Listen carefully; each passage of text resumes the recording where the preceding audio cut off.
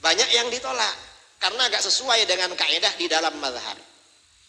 Itu di dalam masalah furu'. Nah, pendapat-pendapat Ibnu Taimiyah dalam usul atau akidah atau dalam furu' yang diposisikan seperti usul, sebagian besar yang berbeda dengan mayoritas umat Islam masuk dalam rumusan pembagian tauhid menjadi 3 yang dibuatnya. Apa itu? Tauhid rububiyah, uluhiyah, tauhid asma wa sifat. Ini tauhid Ibnu Taimiyah. Nah, ini ya, ada kitab namanya Syarah Al-Aqidah Al-Wasitiyah di Syekhul Islam Ibnu Taimiyah. Aqidah Wasitiyah ini karangan Ibnu Taimiyah, syarahnya karangan Muhammad As-Shalih Al-Utsaimin. Ini Syekh Utsaimin. Di dalam kitab ini ada bab aqsamut tauhid, pembagian tauhid, tauhid rububiyah, tauhid uluhiyah, tauhid asma was sifat. Nah, apa tauhid rububiyah? Pertama, tauhid rububiyah yaitu pengakuan bahwa yang menciptakan, memiliki dan mengatur langit, bumi serta seluruh isinya adalah Allah. Ini makna rububiyah. Jadi pengakuan atau i'tiqad bahwa yang menciptakan, memiliki dan mengatur seluruh jagat raya adalah Allah. Apakah pengakuan ini salah? Gak salah. Memang yang menciptakan, memiliki dan mengatur semuanya Allah.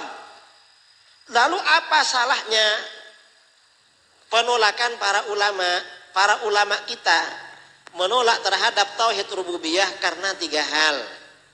Pertama, menurut Ibnu Taimiyah, tauhid rububiyah ini telah diyakini oleh semua orang, baik orang-orang musyrik maupun orang-orang mukmin. Ini gak benar. Karena orang musyrik gak mengakui tauhid rububiyah.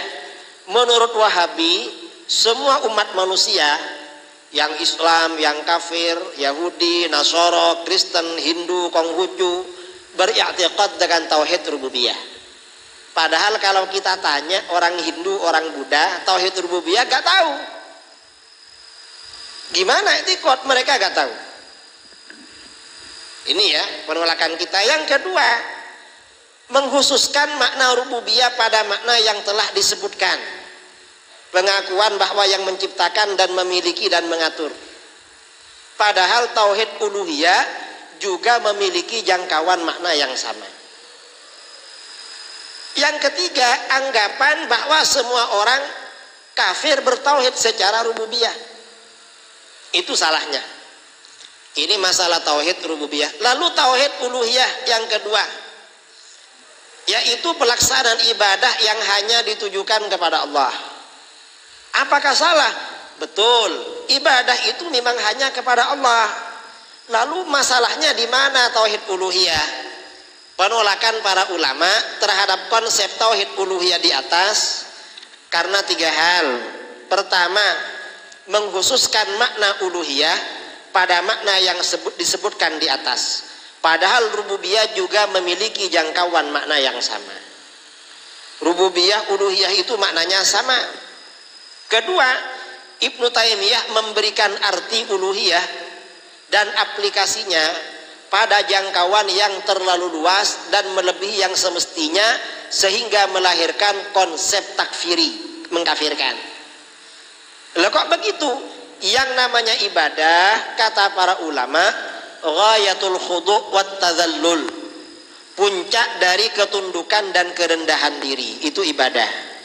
Karena ibadah itu puncak dari ketundukan dan kerendahan diri, maka ibadah hanya bisa dilakukan kepada Allah. Karena itu praktek-praktek seperti istighatsah, tawassul dan tabarruk itu bukan ibadah. Karena itu bukan ghayatul khudu' wat tadhallul, itu bagian daripada wasilah yang diterangkan di dalam Al-Qur'an, wabtaghu ilaihil wasilah.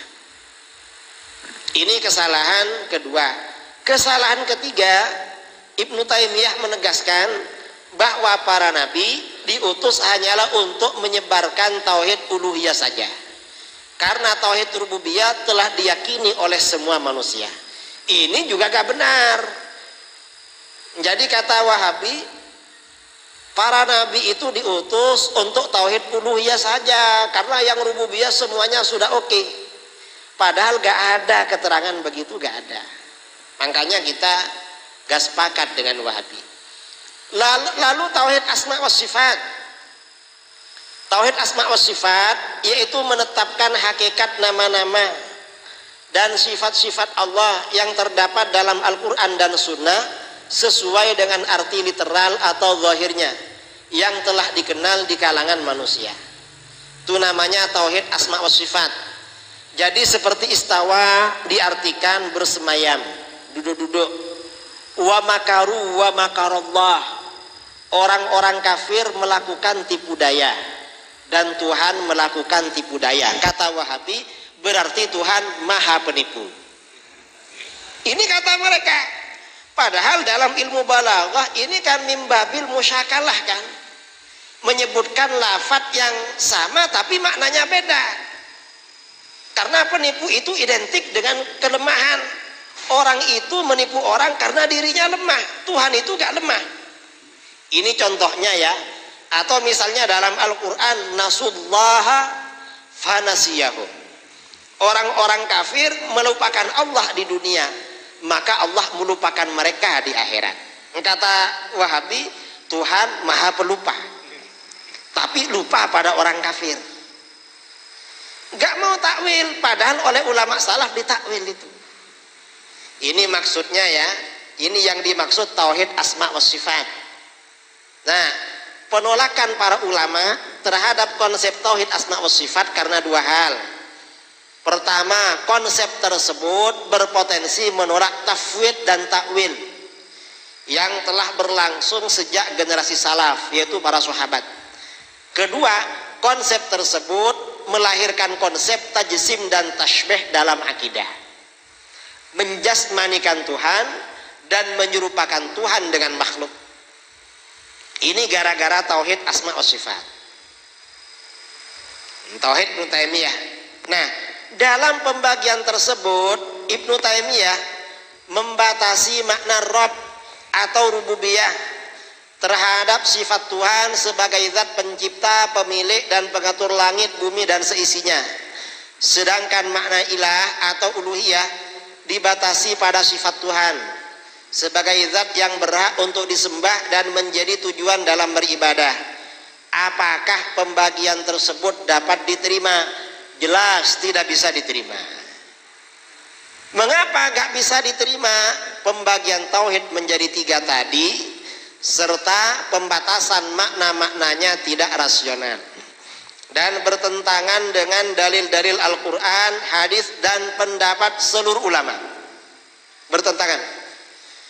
Dalam catatan kitab hadis dan sejarah, Nabi SAW tidak pernah bersabda kepada seseorang yang baru masuk Islam bahwa tauhid ada tiga macam, atau bahwa baginda beliau diutus hanyalah untuk menyebarkan tauhid uluhiyah saja. Gak ada keterangan begitu. Wahabi buat-buat.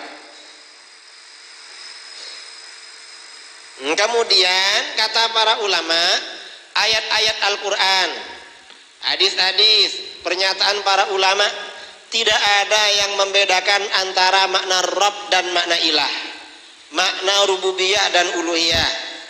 Justru ayat-ayat Al-Quran, hadis-hadis Nabi Shallallahu Alaihi Wasallam mengisyaratkan adanya keterkaitan yang sangat erat, talazum antara rububiyah dengan uluhiyah. Di mana itu Al-Quran menolak tauhid Ibnu Taimiyah atau Wahabi. Wala ya'murukum an tattakhidul malaikata wan nabiyina arbaba. Dan tidak wajar pula baginya menyuruhmu menjadikan malaikat dan para nabi sebagai arbab, Tuhan-Tuhan rububiyah. Ayat di atas menegaskan bahwa orang-orang musyrik mengakui adanya arbab, Tuhan-Tuhan rububiyah selain Allah seperti malaikat dan para nabi. Karena di sini arbaba berarti orang-orang musyrik tidak mengakui tauhid rububiyah, Padahal menurut Ibnu Taimiyah atau Wahabi, orang-orang musyrik mengakui tauhid rububiyah. Ternyata dalam Al-Quran enggak. Berarti kalau begitu tauhidnya Wahabi bertentangan dengan Al-Quran. Seandainya orang musyrik itu tidak syirik rububiyah, mereka ini hanya syirik uluhiyah saja, pasti ayat ini tidak menggunakan lafadz arbaba. Tapi bagaimana? Wala ya'murukum an tattakhidul malaikata wan nabiyyina alihah. Karena ingkarnya uluhiyah, ternyata di sini arbaba. Berarti orang musyrik tidak bertauhid rububiyah. Ini yang pertama ya. Contoh ayat lagi dalam Al-Quran, Allah berfirman, tallahi in kunna lafi dhalalim mubin idh nusawwikum birabbil alamin. Demi Allah, sungguh kita dahulu di dunia dalam kesesatan yang nyata, karena kita mempersamakan kamu dengan Tuhan Rabb semesta alam, birabbil alamin. Nah, ayat tersebut menceritakan tentang penyesalan orang-orang kafir di akhirat dan pengakuan mereka yang tidak mengakui tauhid rububiyah dengan menjadikan berhala-berhala sebagai arbab. Karena di sini idnusawwikum birabbil alamin, kita mempersamakan kamu berhala-berhala birabbil alamin dengan Rabb Tuhan semesta alam. Berarti kalau begitu orang musyrik ini mengaku kalau mereka syirik rububiyah. Padahal menurut Ibnu Taimiyah orang-orang musyrik meyakini tauhid rububiyah. Lah ini kok ngakunya gak bertauhid rububiyah. Jadi tauhidnya Wahabi bertentangan. Seandainya orang musyrik ini syiriknya uluhiyah saja, tidak syirik rububiyah, pasti ayat ini menggunakan kalimat idnusawwikum biilahil alamin. Ternyata di sini menggunakan kalimat idnusawwikum birabbil alamin. Ini kerancuan tauhid rububiyah uluhiyah.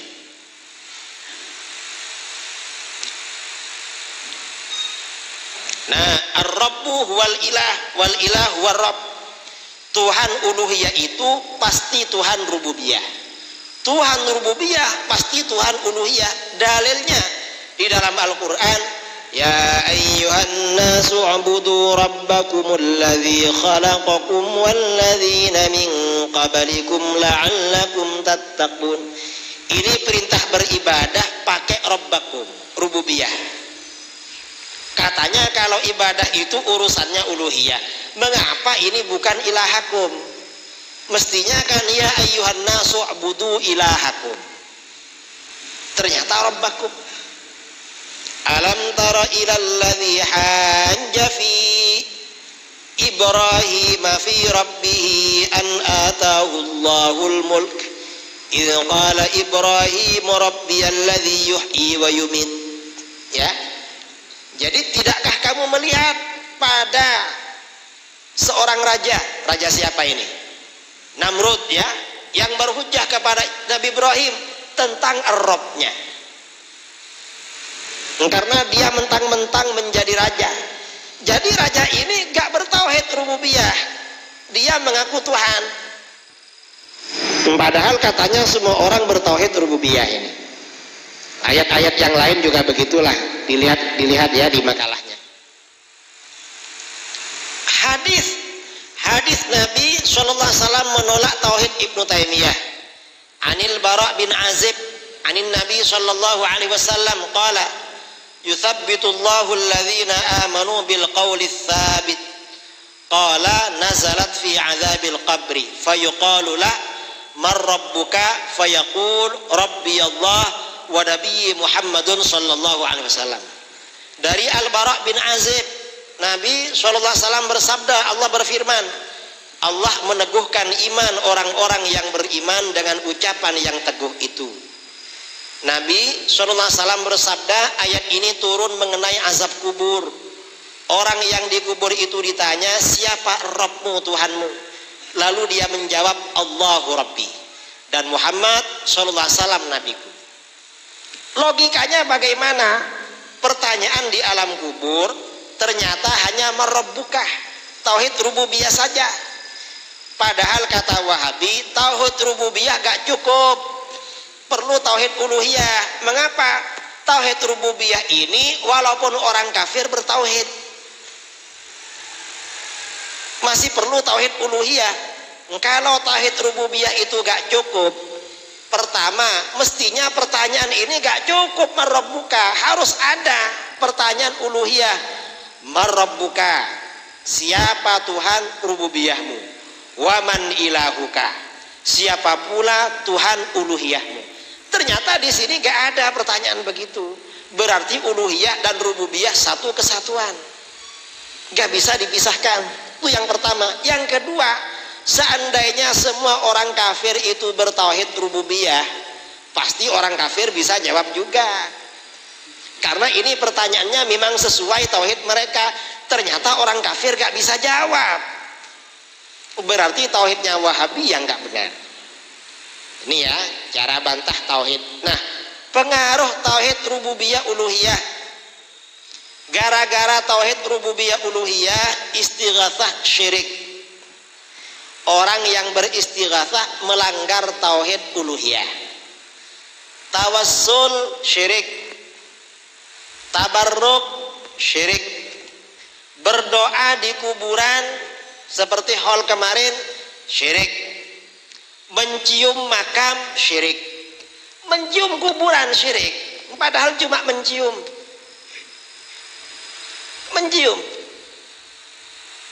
Sampai ada orang Wahabi yang sekarang ini mengharamkan mencium Al-Quran.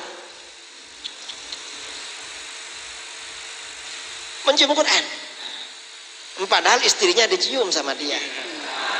Kira-kira lebih mulia mana mencium Al-Quran dengan pantat istrinya?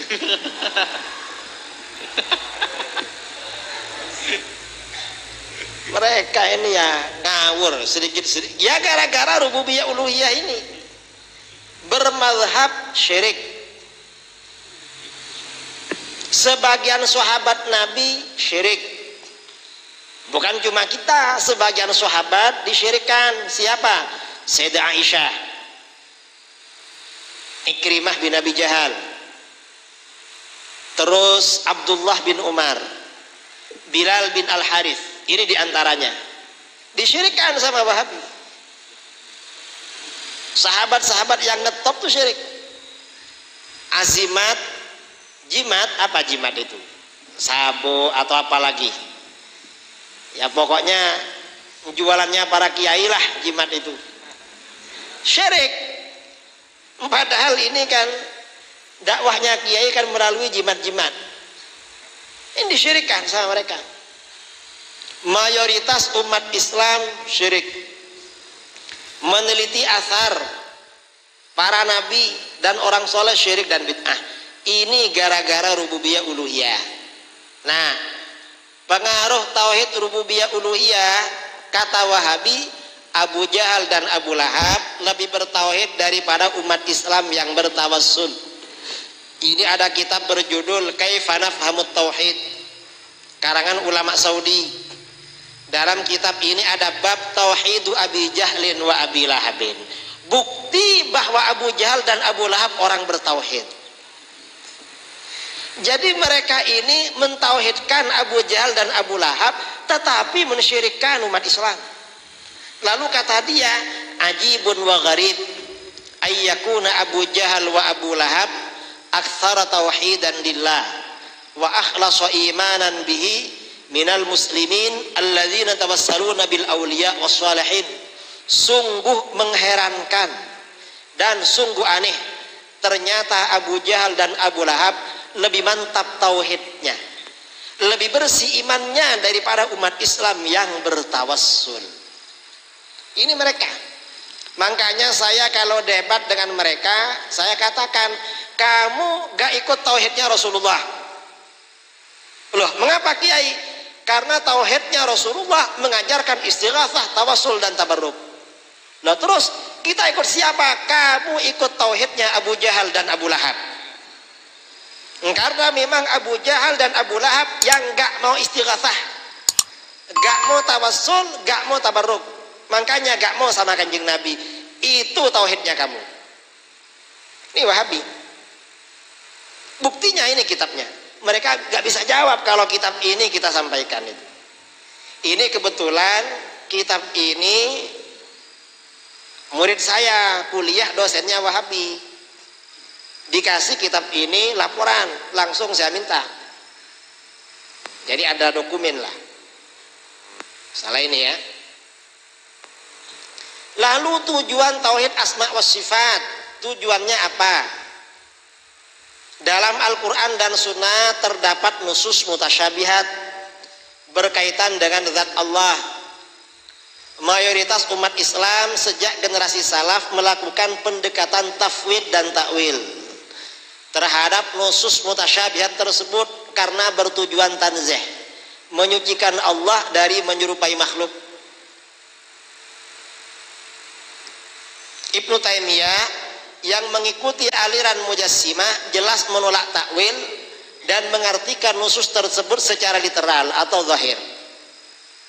Ibnu Taimiyah menggagas tauhid asma wa sifat sebagai naungan ideologis untuk membenarkan pendapatnya yang anti takwil dan mengartikan nusus tersebut secara zahir. Dengan tauhid asma wa sifat, Ibnu Taimiyah juga menyesatkan mayoritas umat Islam gara-gara tauhid asma wa sifat. Jadi tauhid asma wa sifat ini lawan dari sifat 20. Kalau kita ini kan konsepnya sifat 20. Kalau Wahabi konsepnya tauhid asma wa sifat. Nah, sedangkan amalan istighatsah, tawassul, tabarruk itu lawan tauhid uluhiyah rububiyah. Jadi rububiyah uluhiyah ini untuk mensyirikkan orang yang bertawassul, istighatsah, tabarruk. Tauhid asma wa sifat untuk menyesatkan umat Islam yang akidahnya tanzih, sifat 20. Ini pertentangannya. Jadi pengaruh tauhid asma wa sifat, kata Wahabi, Allah bertempat di arash dan berarah ada di atas. Perkara baru menetap pada zat Allah. Kalam Allah dengan suara dan huruf. Zat Allah berupa jisim jasmani. Zat Allah bergerak dan berpindah-pindah. Zat Allah terbatas. Allah duduk-duduk. Zat Allah seperti seorang pemuda yang tidak berjenggot dengan tinggi kira-kira 30 meter. Besarnya kira-kira 7 meter. Ini kata Wahabi. Mirip akidahnya Yahudi. Kata Yahudi, Tuhan itu seperti seorang laki-laki yang sudah tua, rambut dan jenggotnya putih semua, tingginya 30 meter. Jadi akidahnya Wahabi ini sama dengan akidah Yahudi. Ini tauhid asma wa sifat. Nah, ini apa namanya? Pokok perbedaan kita dengan Wahabi. Semua perbedaan kita dengan Wahabi berangkatnya dari sini. Tauhid rububiyah, tauhid uluhiyah, tauhid asma wa sifat.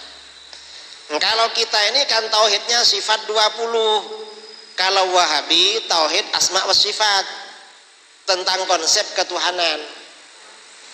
Sifat 20 ini adalah konsep tauhidnya mayoritas umat Islam.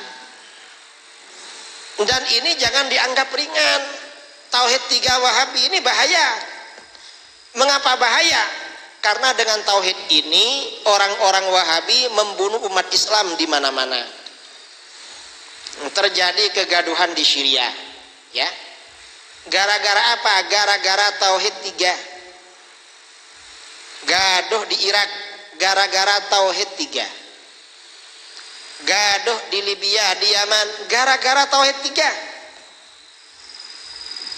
Tahun 2016 di Jakarta ada pengeboman di Jalan Tamrin, di komplek pertokoan apa namanya itu?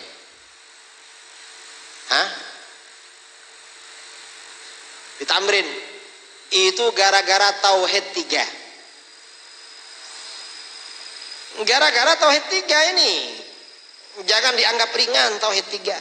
Dan tauhid 3 ini oleh para ulama dianggap tauhid sesat, menyesatkan. Seandainya tidak kafir, minimal dosa besar. Dosa besar di dalam akidah lebih besar daripada dosa amaliyah. Lebih besar dosanya daripada orang berzina, mencuri, dan lain sebagainya. Itu akidahnya Wahabi. Jadi sangat berbahaya. Karena yang disyirikkan ajaran-ajaran Al-Quran dan hadis yang telah diamalkan sejak masa-masa sahabat radhiyallahu anhum, masa-masa ulama salaf dan generasi berikutnya. Ini bahayanya ajaran Wahabi. Karena itu kita jangan menganggap ringan bahaya Wahabi. Karena Wahabi ini kalau kuat, Wahabi ini kalau punya senjata, yang diperangi bukan orang kafir, tapi orang Islam dulu. Makanya orang Wahabi mengatakan haribu at-turuqas sufiyah qabla an tuharibul yahud. Perangi tarekat-tarekat sufi sebelum kalian memerangi Yahudi. Mengapa? Fa inna turuq as-sufiyah lubbul yahudiyah. Karena tarekat-tarekat sufi adalah intisari dari ajaran Yahudi. Kita ini dianggap intisarinya Yahudi. Makanya walaupun orang ISIS dekat dengan Israel, yang dibunuh umat Islam yang ada di Syria. Israel itu akan diperangi kalau mereka masuk Islam dan ikut sufi. Baru diperangi. Selama mereka gak masuk Islam, gak apa-apa itu. Bahayanya ringan. Dianggap lebih bahaya kita oleh Wahabi. Angkanya Wahabi ini ajaran yang paling banyak menyebar di seluruh dunia itu adalah Wahabi. Hampir setiap daerah, setiap titik, mulai Sabang sampai Merauke ada Wahabi. Dan Wahabi ini masuk ke berbagai organisasi. DNU Wahabi ada apa enggak? Banyak. Ada yang menjadi pengurus. Beberapa waktu yang lalu salah seorang ketua PWNU di Sumatera telepon saya. Saya ini sumpek Pak Kiai katanya. Kenapa? Kemarin ada konferensi cabang, yang menang orang Wahabi. Konferensi PJNU, pemenangnya yang terpilih orang Wahabi. Kok bisa orang Wahabi jadi ketua pengurus cabang Nahdlatul Ulama? Masuk di mana-mana. Jangan dikira cuma Muhammadiyah yang dimasuki Wahabi, organisasi kita juga dimasuki. Ini masuk di mana-mana. Mengapa Wahabi masuk di mana-mana? Setan itu ada di mana-mana, dan Wahabi kata para ulama adalah tanduk setan. Jadi Wahabi ini paling parah dan ada di mana-mana. Wahabi dan Syiah itu sama saja. Imam Abdullah bin Alawi al-Haddad ditanya, lebih bagus mana antara Wahabi dengan Syiah? Beliau menjawab, ba'ratun maqsumatun nisfain. Wahabi dan Syiah itu adalah kotoran onta yang dibelah jadi dua. Mana yang lebih bagus itu? Kira-kira kalau ada kotoran sapi atau onta dibelah jadi dua, yang paling bagus yang mana? Gak ada yang bagus. Gak ada yang bagus. Dan semuanya merusak umat Islam. Yang Syiah mengkafirkan para sahabat. Para sahabat ini habis dah oleh Syiah karena kafir semua. Yang Wahabi mensyirikkan, mengkafirkan para ulama dan para aulia. Padahal fondasi ajaran Islam ini kan para sahabat dan para ulama, para aulia. Kalau ini sudah dikafirkan, habis dah. Ini namanya logika ba'roh, logika kotoran ontai. Ini mereka. Karenanya bahaya ini, logika kotoran onta ini jangan sampai dibiarkan. Harus kita lawan. Karena ini memang jihad di zaman now ini ya, zaman sekarang ini ya menghadapi fikroh-fikroh yang menyimpang ini. Mereka ini sebenarnya kotoran onta tetapi kemasannya bagus. Mengapa kemasannya bagus? Kemana-mana pakai gamis. Pakai gamis kan Wahabi itu. Kalaupun pakai celana cingkrang, katanya sunnah. Memang ada dalilnya di hadis. Kemasannya kan bagus, tapi isinya kotoran onta. Mereka ini kalau baca Quran jadi imam, hafid, bagus-bagus. Kalau baca khutbah terlatih. Kalau jadi imam suratnya panjang-panjang. Sementara warga Nahdien kalau menjadi imam istiqomah, ikhlas. Karena imam kita ini orangnya ikhlas, istiqomah baca surat ikhlas. Enggak baca yang lain. Akhirnya orang-orang tertarik, loh bagus Ustadz ini kalau jadi imam. Mengapa? Suratnya panjang-panjang, suaranya enak. Bismillahirrahmanirrahim. Langsung ambil surat yang di tengah. Kalau yang NU Bismillahirrahmanirrahim. Qul huwallahu ahad. Di mana-mana begitu. Kemasannya kalah kita itu. Makanya jangan sampai kalah kemasan. Adik-adik yang ada di pondok ya, adik-adik yang ada di pondok dimanapun, surah-surah pendek hafalkan semua, yang panjang-panjang hafalkan semua. Kalau kita ini walaupun nggak semuanya lah, berapalah, apa juz amma paling enggak juz amma ke belakang lah ya. Jadi kalau subuh paling enggak baca sabbihis, baca wassama wattariq ya, baca wallail idza yaghsha. Karena enggak berubah. Masa maghrib isya subuh al-kafirun al-ikhlas terus. Kadang al-kautsar terus, lebih pendek lagi. Loh kok baca al-kautsar? Al-kautsar ini luar biasa besok di akhirat. Ya memang luar biasa, tapi masa itu tok yang dibaca. Kamu kok baca ikhlas terus, surat ikhlas? Lah ini sepertiga Quran ini. Lah ini sepertiga Quran ini, sulusul Quran. Kamu ini gimana? Gak ngerti dalil kamu ini. Ini dalilnya orang gak mau menghafalkan yang lain. Mereka ini kemasannya bagus-bagus memang. Masya Allah. Kita kalah kemasan. Makanya di pondok-pondok ini perlu difasihkan bacaan Al-Quran ya. Bacaan Al-Quran yang fasih-fasih. Kemudian surat-surat paling enggak juz amma ke belakang lah. Hafal. Jadi kalau ngimami, saya sering sholat Jumat di mana-mana. Habis ceramah di luar Jawa kadang-kadang, yang imam tuh dianggap khos waktu itu. Padahal Jumat yang dibaca itu ya seperti taraweh. Kadang baca Alhaakumut Takatsur, setelah itu baca Qul a'udzu birabbin nas. Gak ada lagi kita yang dibaca. Ini memang perlu ya, karena kita ini kalah kemasan dengan mereka. Mereka ini dikemas dengan buku-buku, bukunya juga luar biasa. Dikemas dengan radio, televisi dan lain sebagainya. Kita ini kalah. Tapi kita ya tidak boleh kalah, harus menghadapi mereka lah. Gimana agar umat Islam ini kita selamatkan dari ajaran kotoran onta?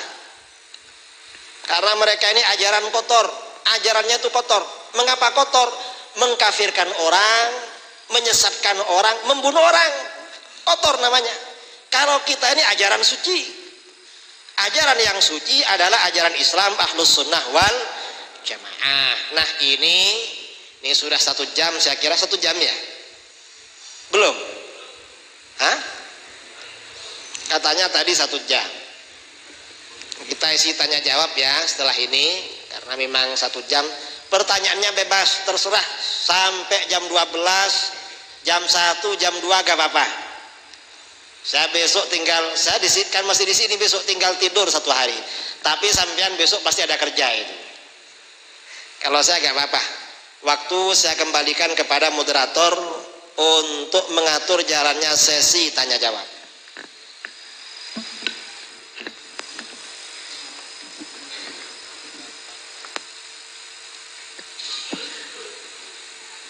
terima kasih kami sampaikan kepada Bapak narasumber. Untuk sesi selanjutnya tanya jawab sebagaimana yang disampaikan oleh narasumber bebas. Kami ambil 2 penanya dulu, silakan. Yang 3 langsung. 3 penanya langsung maju ke itu. Ya silakan.